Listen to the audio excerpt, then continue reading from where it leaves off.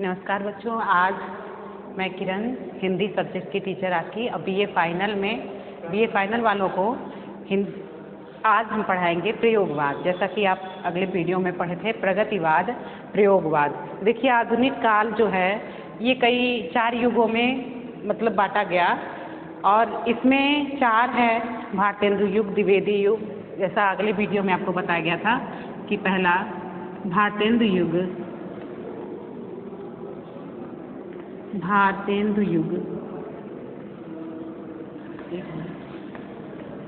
आधुनिक काल,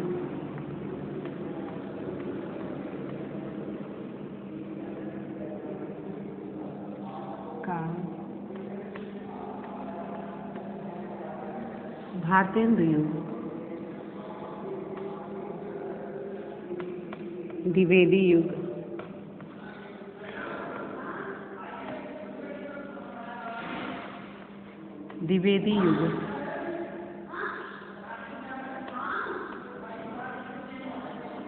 छायावाद, फिर है प्रगतिवाद,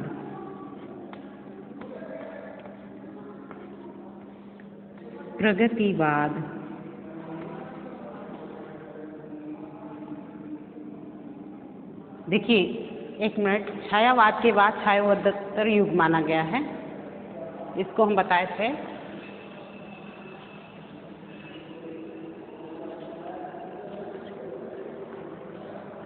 इसके बाद का युग था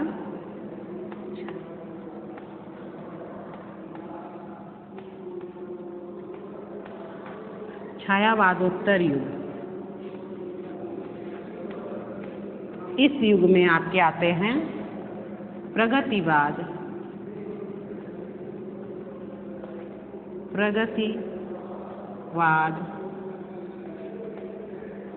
प्रयोगवाद,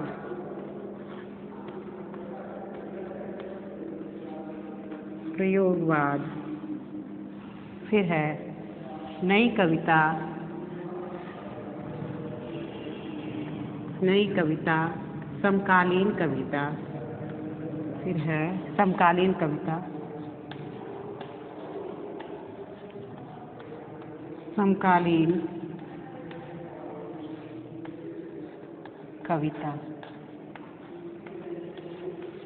देखिए, इसके पहले हम जब बताए थे आधुनिक काल में, पहले वाले वीडियो में भारतेंदु युग, द्विवेदी युग, छायावाद और छायावादोत्तर युग। छायावादोत्तर युग में प्रगतिवाद, प्रयोगवाद, नई कविता और समकालीन कविता है। देखिए, भारतेंदु युग में आपने देखा कि कवियों की मुख्य विशेषता इसमें थी समस्या पूर्ति थी, और द्विवेदी युग में इतिवृत्तात्मकता मुख्य विशेषता थी, और छायावाद में काल्पनिकता या रहस्यवाद, प्रकृति चित्रण। इस तीनों युग को आपको बताया गया था। लेकिन आप फाइनल ईयर में आपके सब्जेक्ट में है हिंदी साहित्य का इतिहास जो बुक है, उसमें तो पूरा दिया है, आदिकाल से स्टार्टिंग है। पहला वीडियो जो था आपका आदिकाल, फिर उसके बाद पूरे काल धीरे धीरे समझाए हैं, और इसमें आपका उस दिन आधुनिक काल में प्रगतिवाद था, ये कंफर्म हो गया है प्रगतिवाद। फिर इसके बाद आज हम आप लोग को पढ़ाएंगे प्रयोगवाद, ठीक है। अब इसके आगे प्रयोगवाद।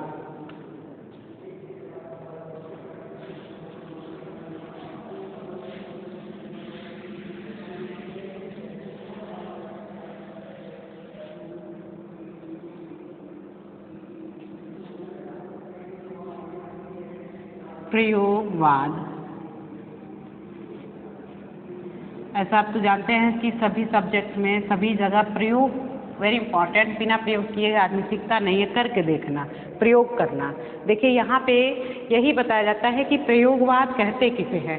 इसमें देखिए, हिंदी साहित्य में प्रयोगवाद उन कविताओं के लिए रूढ़ हो गया है जो पहले भावनाओं में था, कि जो कुछ नए भावबोधों, संवेदनाओं तथा उन्हें प्रेषित करने वाले शिल्पगत चमत्कारों को लेकर शुरू में तारसप्तक के माध्यम से सन 1943 में तारसप्तक का संपादन अज्ञे ने किया, हीरानंद वात्स्यायन अज्ञे।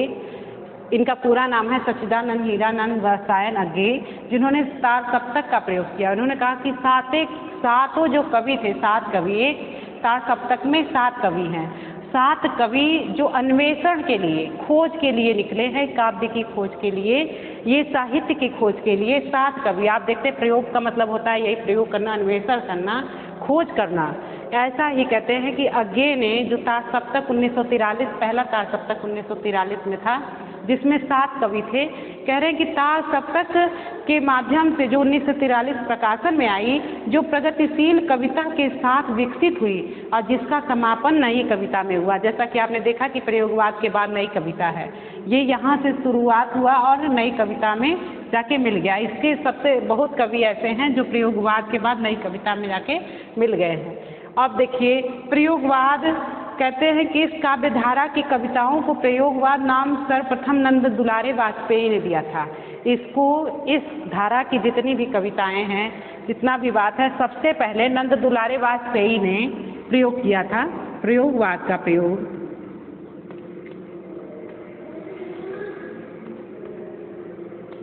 नाम सबसे पहले सर्वप्रथम नंद दुलारे वाजपेयी ने दिया।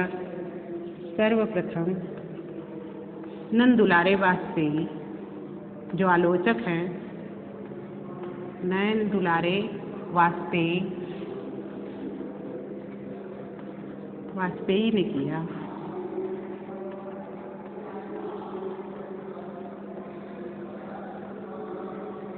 प्रयोगवाद नाम का नाम सर्वप्रथम नंद दुलारे वाजपेयी ने किया। प्रयोगवाद का नाम का प्रयोग सर्वप्रथम नंद दुलारे वाजपेयी ने किया। इन्होंने नाम रखा पहले प्रयोगवाद। अब देखिए इसके बाद है कि आगे चलकर प्रयोगवाद का ही विकास नई कविता के नाम से हुआ। जब इसका विकास होने लगा आगे चलकर, तो वही आ गया आपका नई कविता। इसी का विकासित रूप है नई कविता का, प्रयोगवाद का ही। अब है देखिए कि लोक कल्याण की अपेक्षा प्रयोगवाद का सबसे बड़ा दोष है। लोक कल्याण की बात पे इन्होंने व्यक्तिगत बात कही है। प्रयोगवाद में व्यक्तिगत, इसमें लोक कल्याण की बात नहीं है। कह रहे थे कि ये इनका उपेक्षा करना यहाँ सबसे बड़ा दोष है। प्रयोगवादी कवि यथार्थवादी है। यहाँ देखिए ये सबसे इम्पोर्टेंट है कि इसमें कहते हैं कि प्रयोगवादी कवि यथार्थवादी है। प्रयोगवादी कवि यथार्थवादी है।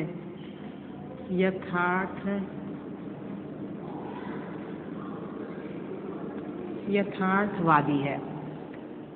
प्रयोगवादी कवि यथार्थवादी है। अब देखिए कि आधुनिक काल का परिवेश और सीमा विस्तार अत्यधिक व्यापक है और हिंदी साहित्य के जो विद्वान हैं, इतिहासकार हैं, इन्होंने क्या लिखा कि इन्होंने इसको मोटे तौर पे 4 युगों में बांटा था। जैसे कि आपने देखा कि भारतेंदु युग, द्विवेदी युग और छायावाद, फिर छायावादोत्तर युग में आपका आ गया प्रगतिवाद, प्रयोगवाद और नई कविता, समकालीन कविता। अब उसमें कहते हैं कवि की इसकी प्रयोगवाद में समाज की तुलना, व्यक्ति को विचारधारा की तुलना में अनुभव को विषय वस्तु बनाया गया। देखिए समाज की तुलना व्यक्ति को, अपने खुद को विषय बनाया और बताते हैं कि तुलना से, विचारधारा के तुलना से अनुभव को विषय वस्तु की तुलना, कलात्मक को श्रेष्ठकर माना। देखिए प्रयोगवाद में कहते हैं कि विचारधारा से मुक्ति, कुछ इसकी विशेषता है कि विचारधारा से मुक्ति। नामवर सिंह ने प्रयोगवादी कवि की प्रथम विशेषता कहा है कि बाघ के विद्रोह को माना और इन्होंने कहा कि कोई विचारधारा मनुष्य को सत्य तक नहीं पहुंचा सकती। अज्ञे ने कहा प्रयोग का कोई वाद नहीं है, हमारा जन्म लेना ही पक्षधर है, प्रयोग करना है, क्योंकि हम दिन पर दिन क्या करते हैं, प्रयोग करते हैं, खोज करते हैं, अन्वेषण करते हैं और वही उसका प्रयोग करते हैं। यही प्रयोगवादी कविता में भी कवि यही कहते हैं, इतिहासकार यही कहते हैं कि सत्य के लिए निरंतर अन्वेषण मतलब होता है खोज, सत्यता के लिए आखिर में है क्या। पहले जो था पुरानी परंपरा थी तो उसमें जो लोग कहते थे उसको लोग मान जाते थे। ऐसा बताया जाता था कि ये कहानी ऐसा फलान घटना ऐसे होती थी तो लोग सुना हुआ बात को मान जाते थे। लेकिन प्रयोगवादी क्या करते थे कि नहीं उसको करके देखना या उसका अन्वेषण, उसकी खोज कि ये सही है कि नहीं सही है, ऐसा इन्होंने किया। अब इन्होंने कहा कि प्रयोगवादी कभी सत्य को जानना चाहता है। दूसरे सप्तक की भूमिका में अज्ञे ने कहा कि प्रयोग दोहरा साधन है और ये उस सत्य को जानने का साधन है जिसे कवि प्रेषित करता है, और दूसरा उस प्रेषण की क्रिया को जानने का भी साधन है, ऐसा कहा है इन्होंने। अज्ञे जी ने कहा है तार सप्तक के द्वारा, और उन्होंने कहा घोर अहमनिष्ठ व्यक्तिवाद। देखिए प्रयोगवाद व्यक्ति के एकांत महत्व पर विशेष बल देता है। और यह अज्ञे ने नदी कविता में, देखिए अब इनकी कविता है नदी के दीप, यह दीप अकेला, नदी के दीप में इन्होंने व्यक्तिवाद का परिचय बताया, अपने अस्तित्व का परिचय इसमें दिखा रहा है कि नदी का तब व्यक्ति को द्वीप माना और समाज को नदी माना। व्यक्ति द्वीप की तरह समाज में दृढ़ता से अवस्थित रहता है। अज्ञे व्यक्ति को समाज की चेतना से जोड़ते हैं। देखिए महान प्रवर्तक या अज्ञे को ही माना जाता है प्रयोगवाद के। और उन्होंने यथार्थ दृष्टि कहा कि प्रयोगवाद में भावुकता के बजाय बौद्धिकता का आग्रह अधिक है और जीवन के यथार्थ को रंगीन और मोहक भावमय रूप के बजाय सहज व साधारण ढंग से प्रस्तुत किया जाता है, ऐसा प्रयोगवाद में है। कवियों ने ऐसा बताया है। अब देखिए प्रयोगवाद में जैसे यथार्थ दृष्टि यही थी कि भावुकता के बजाय बौद्धिकता को माना जाए, भावना में बहना, जैसे आपने छायावाद में देखा है भावना कल्पना का चलना, और इसमें प्रगतिवादी में भी आपने देखा कि उसका खोज करना, प्रगति आगे बढ़ना, अग्रसर होना, उन्होंने कदम बढ़ाया। और प्रयोग उन्होंने प्रगतिवाद में कदम बढ़ाया आगे बढ़ने के लिए, कुछ करने के लिए, और प्रयोगवाद में उसका अन्वेषण किया, खोज किया कि सत्य क्या है। यहाँ पे देखिए कहते हैं कि इन्होंने प्रयोगवाद में वस्तु पक्ष की अपेक्षा रूप पक्ष पर अधिक बल दिया जाता है। अज्ञे शब्द प्रयोग पर विशेष ध्यान देते हैं। अज्ञे ने शब्द को ही काव्य माना है। इनके अनुसार शब्द ज्ञेयता से युक्त सरल किंतु यथार्थ है। इनके अनुसार जब कोई भी स्वस्थ काव्य प्रतीकों की सृष्टि करना बंद कर देता है तब जड़ हो जाता है। इसलिए प्रतीक लाक्षणिक वक्रता से आगे बढ़कर सांकेतिक अर्थ में सहायक होते हैं। अज्ञे ने देखिए एक कविता इनकी है नदी के दीप, जिसमें इन्होंने दीप खुद माना है और नदी समाज को माना है कि जो अपने समाज में अपनी पहचान बनाता है। और देखिए प्रयोगवाद की विशेषता,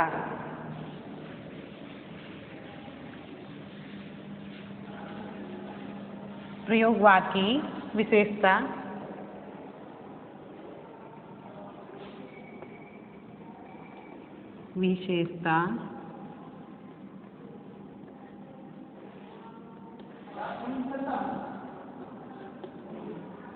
प्रयोगवाद की विशेषता कैसा उसमें लक्षण पाया गया, इसमें अति यथार्थवादिता। देखिए पहला है कि अति यथार्थवादिता,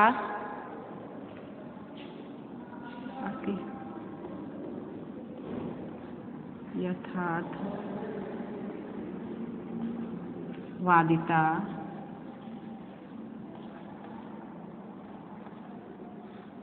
अति यथार्थवादिता। दूसरा है देखिए क्लियर नहीं दिख रहा है आपको, एक मिनट, बौद्धिकता की अश्लीलता,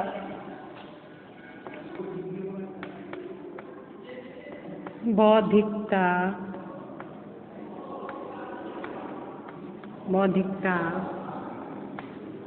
की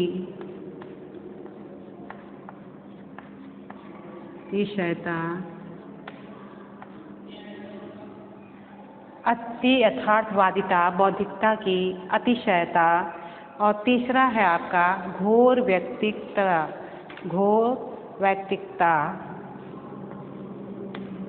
या घोर अहमनिष्ठवाद, घोर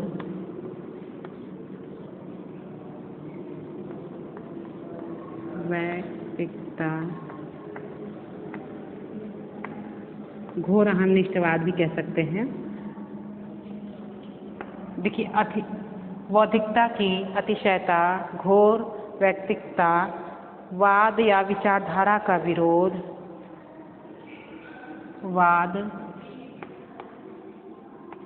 या विचारधारा का विरोध, विचारधारा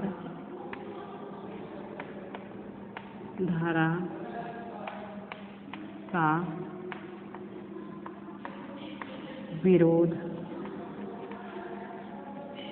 वाद या विचारधारा का विरोध। फिर है नवीन उपमानों का प्रयोग, नवीन उपमानों का प्रयोग, उपमानों का प्रयोग।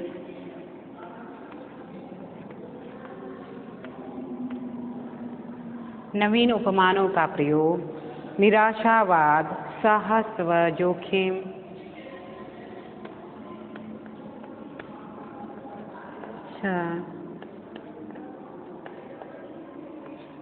साहस व जोखिम, साहस जोखिम।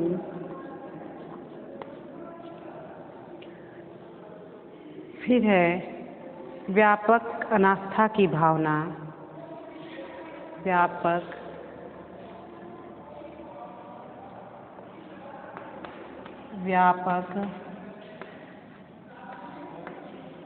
अनास्था की भावना, अनास्था की भावना।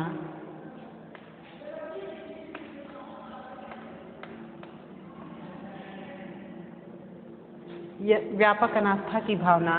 देखिए अति यथार्थवादिता, इन्होंने सत्य को माना, यथार्थ को ही माना। इसको देखिए फिर से समझा देते हैं कि प्रयोगवाद में भावुकता के बजाय बौद्धिकता का आग्रह अधिक है। बौद्धिकता भाव में ज़्यादा बहे नहीं, क्योंकि छायावाद में आपने देखना भावनात्मक, कलात्मक, कल्पनावाद था, लेकिन ऐसा प्रयोगवाद में नहीं था, क्योंकि यथार्थ पे ही विश्वास करते थे।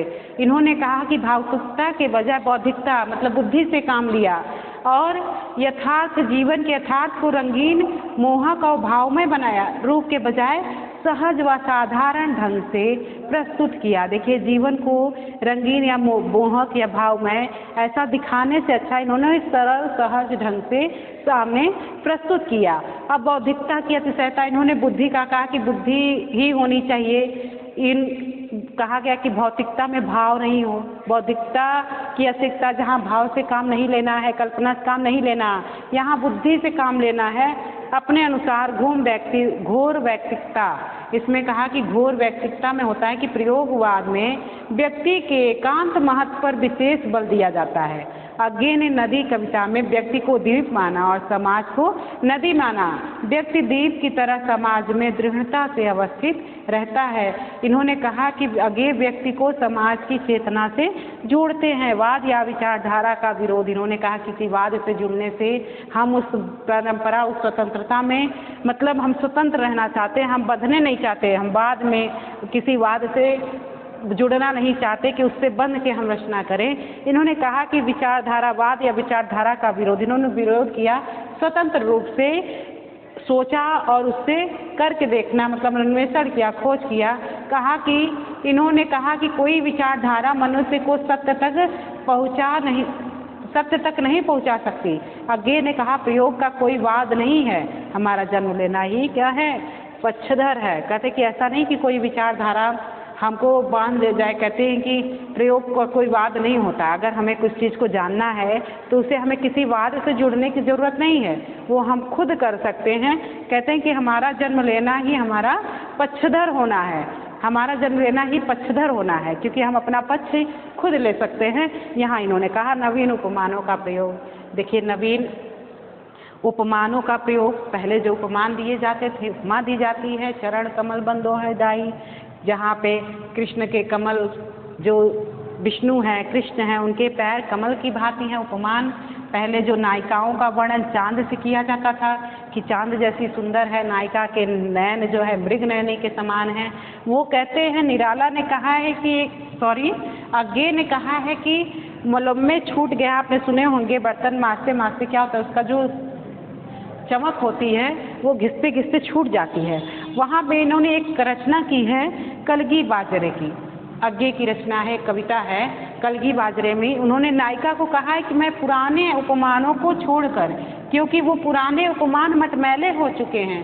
हमारी जो नायिका है उसको नए उपमान देते हैं कलगी बाजरे की, बाजरे से, ना लिली के फूल से, ना चमेली के फूल से, ना ही जूही के फूल से, बल्कि ना चांद से। उसने एक बाजरे की एक नया उपमान लिया। कह रहे हैं कि सारे उपमान क्या हो गए हैं, मैले पड़ गए हैं, फीके पड़ गए हैं। यहाँ पे देखिए उसने नई खोज की और नई उपमानों का प्रयोग किया। अब है निराशावाद। पहले जितना भी आस्था था उसको निराशा, उसके प्रति इनकी निराशा थी।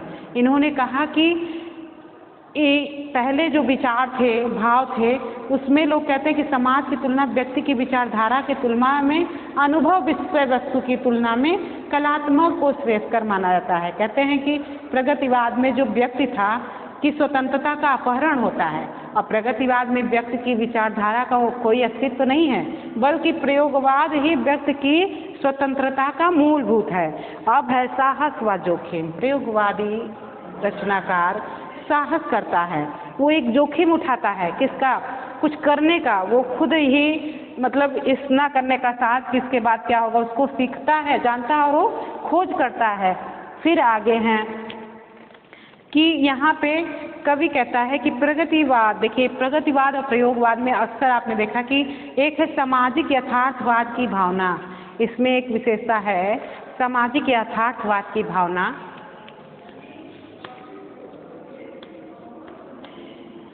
सामाजिक यथार्थवाद की भावना, यथार्थवाद की भावना।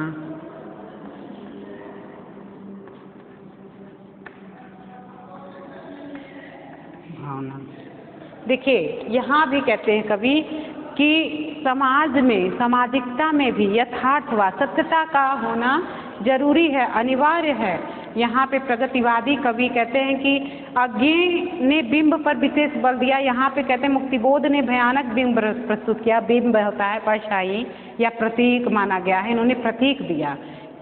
और इन्होंने कहा कि सहज व साधारण ढंग से प्रस्तुत किया और कहा कि आओ बैठो क्षण भर तुम्हें निहारूं, झिझक न हो कि निरखना कहीं वासना की विकृति है, हरी घास पर क्षण भर। आगे की रचना है, आप जानते होंगे, इन पर इनको साहित्य अकादमी पुरस्कार मिला था।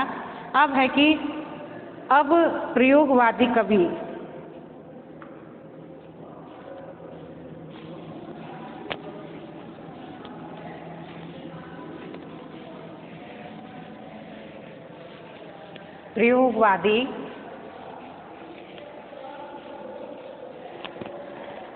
कवि देखिए थोड़ा सा अंतर जानते हैं प्रगतिवाद और प्रयोगवाद में। अंतर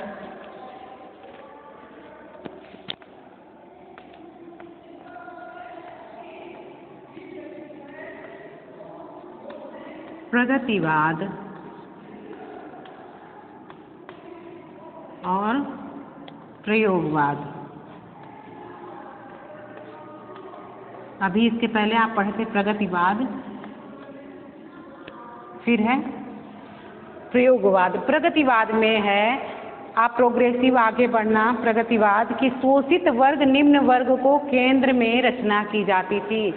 शोषित वर्ग और शोषक वर्ग दोनों को, शोषित वर्ग और निम्न वर्ग को, शोषित वर्ग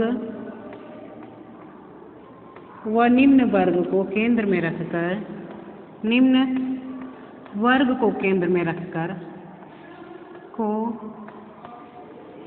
रखकर रचना की जाती थी, केंद्र में रखा जाता था। चलिए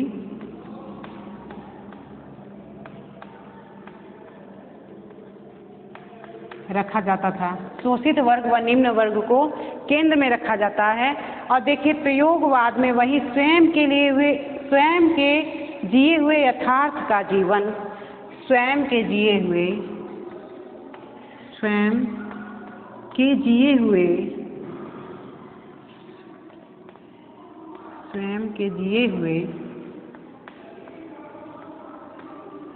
यथार्थ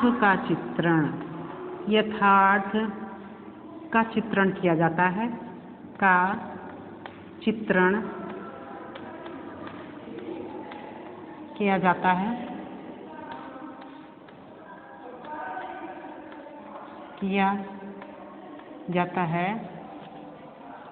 स्वयं के जिए हुए यथार्थ का चित्रण किया जाता है और वही प्रगतिवाद में शोषित वर्ग व निम्न वर्ग को केंद्र में रखा जाता है। यहाँ पे शोषण आपने देखा कि प्रगतिवाद में जब प्रगतिवादी कवि आए, इन्होंने लोगों की समस्याओं को, जो शोषित वर्ग थे, जिस पर मतलब अत्याचार हो रहा था, उनके ऊपर वो वर्ग को केंद्र में रखकर इन्होंने रचना लिखनी शुरू की। और फिर प्रयोगवादी कवि आए, इन्होंने कहा स्वयं के जिए हुए, स्वयं के अनुभव को, स्वयं के जिए हुए यथार्थ का चित्रण किया जाता है प्रगतिवादी कवि में। अब देखिए दूसरा है विचारधारा को महत्व दिया जाता है। इसमें प्रगतिवाद में जो है विचारधारा को महत्व दिया जाता है, विचारधारा को महत्व दिया जाता है।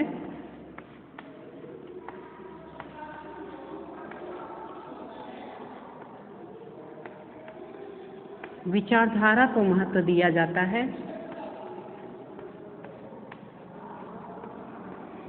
देखिए, और वहीं पर प्रयोगवाद में है अनुभव को महत्व दिया जाता है। देखिए अभी क्या इन्होंने विचारधारा माना है कि किस कवि ने क्या कहा, किसने क्या कहा, कौन इसको क्या मानता है, लेकिन ये क्या करते हैं, अनुभव, अपने खुद के अनुभव को मानते हैं।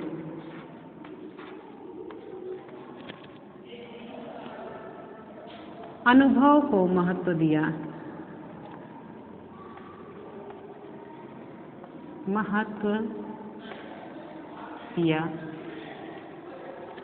देखिए प्रगतिवादी ने विचारधारा को महत्व दिया और प्रयोगवादी कवि ने अनुभव को महत्व दिया। अब है सामाजिक भावना की प्रधानता। देखिए प्रगतिवाद में जो है सामाजिक भावना की प्रधानता, सामाजिक भावना की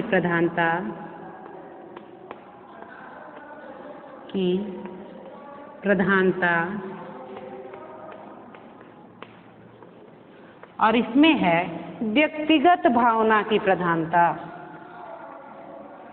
व्यक्तिगत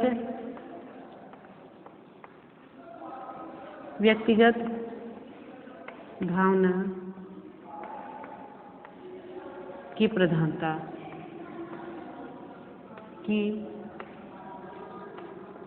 प्रधानता देखिए इसमें है सामाजिक भावना की प्रधानता, समाज को लिया गया, और उसमें व्यक्तिगत भावना की प्रधानता। प्रयोगवादी कवि जो है, प्रयोगवादी जो हैं वो व्यक्तिगत भावना को प्रधानता देते हैं।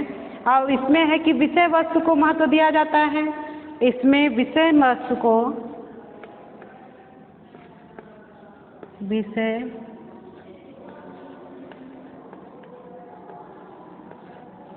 वस्तु को महत्व दिया जाता है और उसमें कलात्मकता को महत्व दिया जाता है।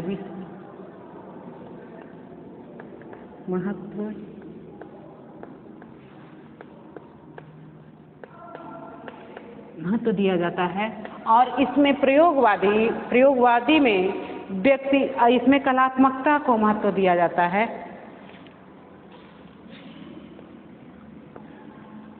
कलात्मकता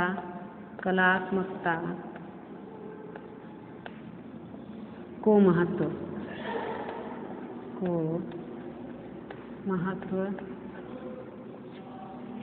कलात्मकता को अधिक महत्व दिया जाता है, अधिक महत्व दिया जाता है। देखिए अब थोड़ा सा समझा देते हैं इसको, प्रगतिवाद और प्रयोगवाद में अंतर।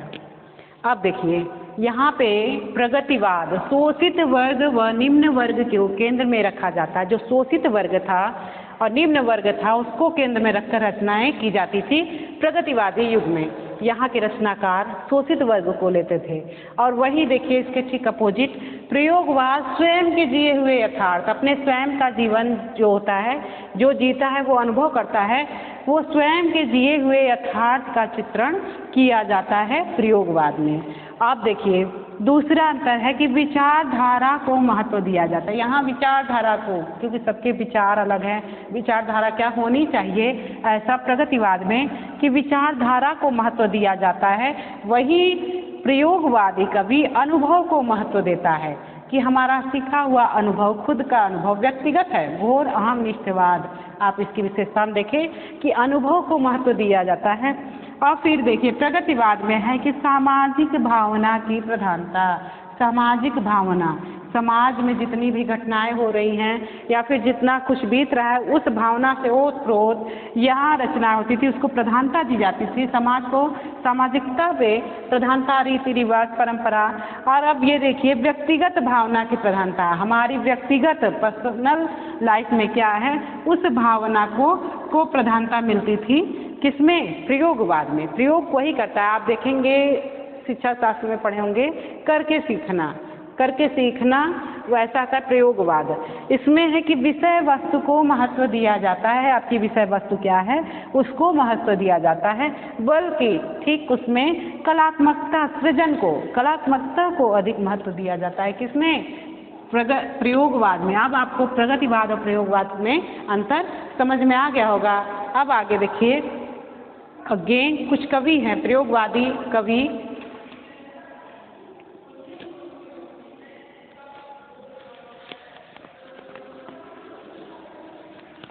प्रयोगवादी कवियों में सबसे पहले नाम आता अज्ञे का, और इनको प्रयोगवाद का प्रवर्तक भी माना जाता है, अज्ञे को।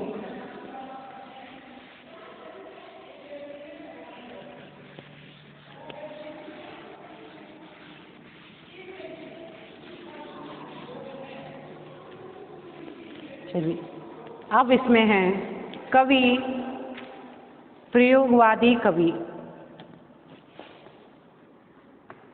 प्रयोगवादी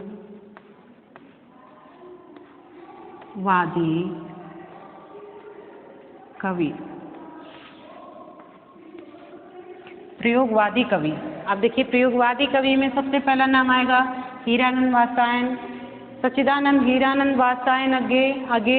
आगे का आएगा, पहले कवि हैं आगे। देखिए अज्ञे के बारे में आप जान लेते हैं, इनका नाम तो जानते हैं, सच्चिदानंद हीरानंद वात्स्यायन अज्ञे। थोड़ा सा लंबा नाम है, लोग कम लेते हैं, डायरेक्ट अज्ञे कहते हैं। कहते हैं कि इनका समय जो था 1911 से 1987, जन्म 1911, मृत्यु 1987 समय है इनका, जन्म है ये, मृत्यु है। जन्म कस्या जगह पे हुआ था, कस्या देवरिया स्थान है, कस्या देवरिया। देखिए ये जन्म है, ये जन्म, फिर जन्म है इधर साइड में, कवि, समय और स्थान।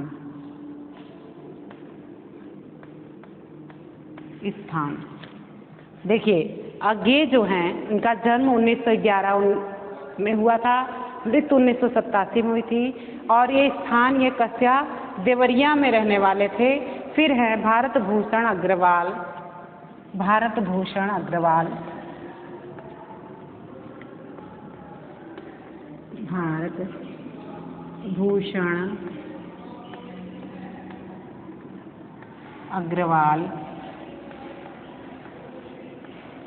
इनका भी देखिए जन्म 1911 ही है, 1911 सॉरी 1975 1975।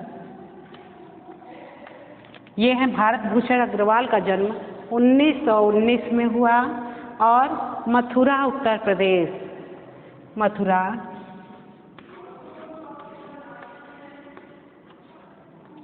उत्तर प्रदेश।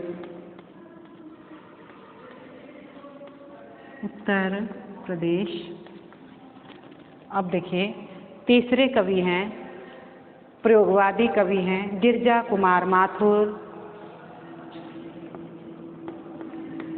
गिरिजा ताश सप्तक में यही सभी कवि आएंगे, गिरजा कुमार माथुर। गिरजा कुमार माथुर, इनका समय है 1918 से 1994। 1918 से 1994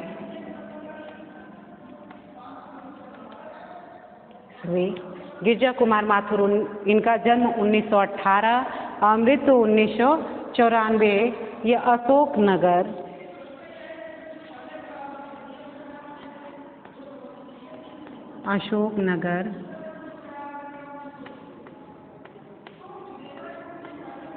एमपी में, मध्य प्रदेश, लिख दें मध्य प्रदेश।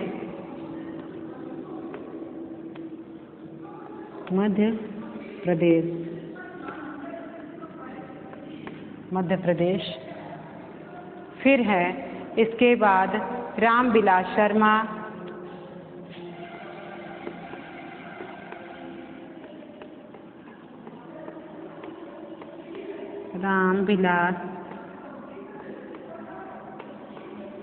रामविलास शर्मा, इनका समय है 1912 से 2000 ईस्वी। 1912 से 2000 ईस्वी झांसी। कहाँ पड़ता है झांसी? झांसी यूपी में, उत्तर प्रदेश।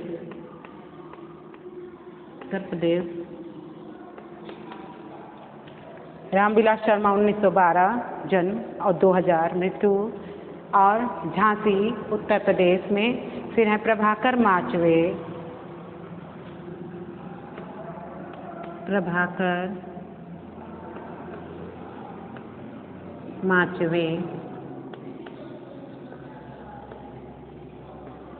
1917 से 2007।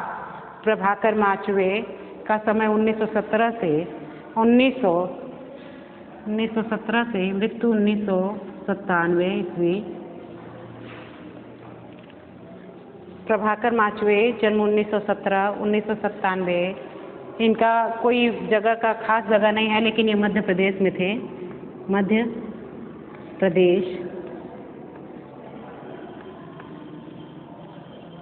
अब कई कवि हैं इसमें, अभी आपका आएगा कृष्ण कुमार के अज्ञे का पहले नाम आता है इसमें, कि अज्ञे में देखिए एक पंक्ति दी थी कि कितना अच्छा था छायावादी कवि। अभी बताएंगे रघुवीर सहाय की कुछ पंक्तियाँ। ये हैं आपके प्रयोगवादी कवि। अब ये प्रयोगवादी कवि में अज्ञे का बताते हैं, जो इसके प्रवर्तक भी माने जाते हैं, निर्माता भी माने जाते हैं, और इनकी रचना से ही प्रयोगवाद साफ साफ दिखाई देता है।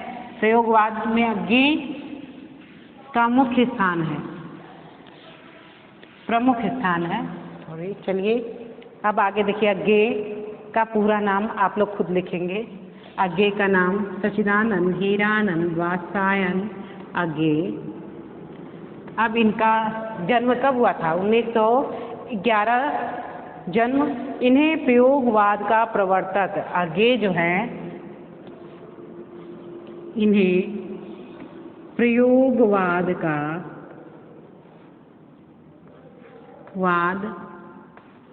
प्रवर्तक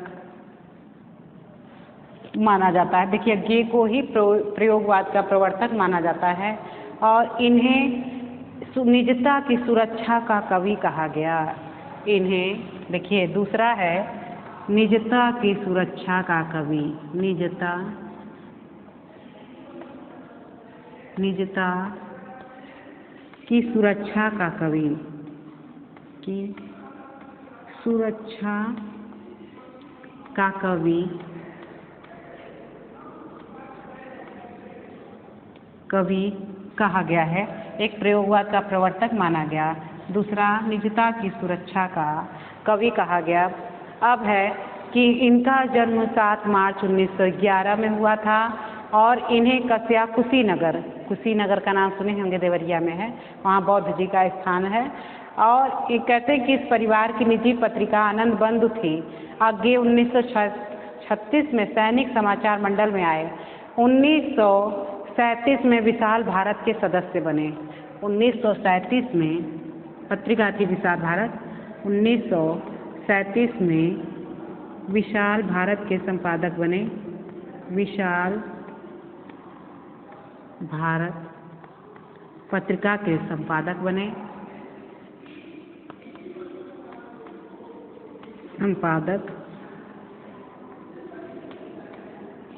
संपादक बने। 1937 में विशाल भारत जो पत्रिका है उसके संपादक बने और 1942 में दिल्ली अखिल भारतीय शिष्ट विरोधी सम्मेलन शुरू किया और 1943 में 42 में अखिल भारतीय कहते हैं कि अखिल भारतीय शिष्ट विरोधी सम्मेलन शुरू किया। 1942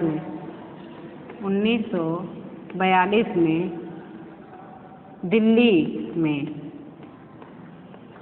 में अखिल भारतीय शिष्ट विरोधी अखिल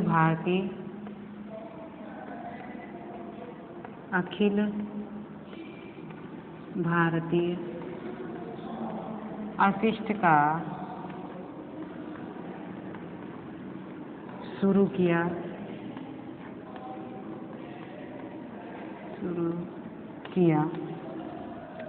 देखिए,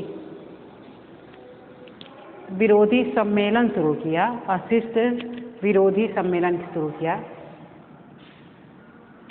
एक मिनट, अशिष्ट विरोधी सम्मेलन शुरू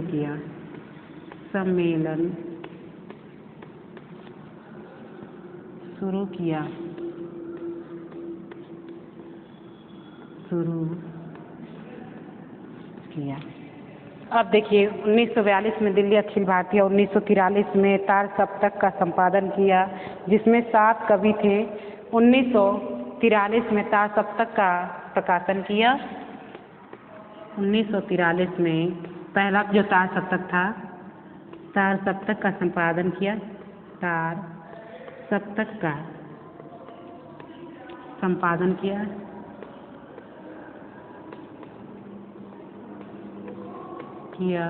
जिसमें 7 कवि हैं।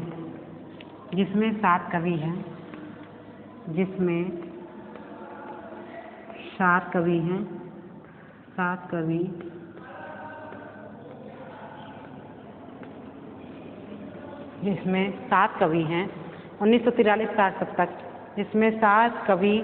देखिए, पहला जो इसमें 7 कवि हैं, जो पहला तार सप्तक जो 1943 में था, इसमें 7 कवियों के नाम हैं।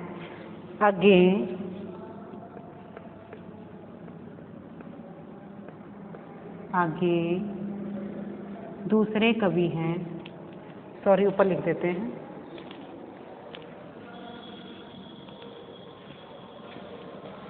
शुरू किया।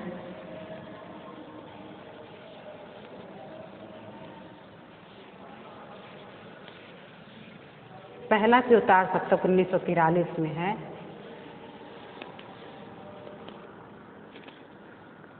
पहला तार सप्तक 1943 में तार सप्तक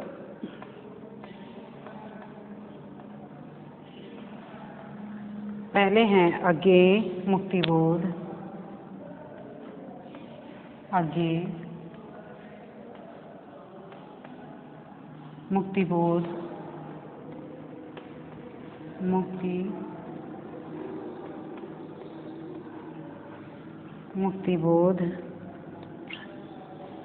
मुक्तिबोध प्रभाकर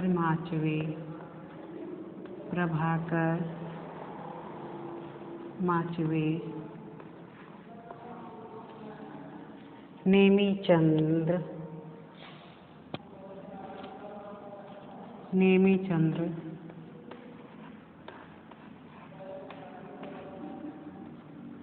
रामविलास, रामविलास,